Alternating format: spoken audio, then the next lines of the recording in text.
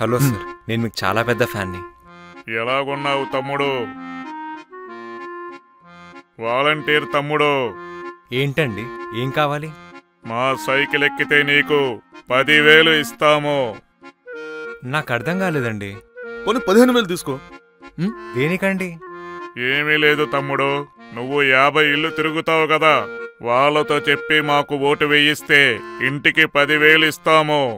వేరే వాలంటీర్లతో కూడా చెప్తే వాళ్ళకి కమిషన్ ఇప్పిస్తాం తమ్ముడు. ఏం ఆలోచిస్తున్నావు తమ్ముడు? అంటే నేను మరీ అంత ఎదవలా ఎలా కనిపిస్తున్నానా అని. దీనికోసమా నన్ను ఊరు నుండి హైదరాబాద్ పిలిపించారు?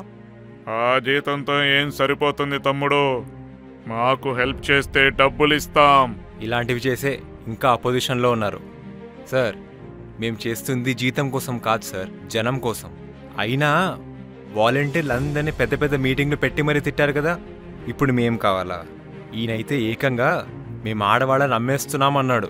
సార్, నేను మీకు సినిమాల్లో ఫ్యాన్ని, బయట మీకంత సినిమా లేదని తెలుసుకోండి. ఏం చేస్తారో చెప్పండి, అంతేగాని చేసేవాళ్ళని చెడగొట్టకండి ప్లీజ్.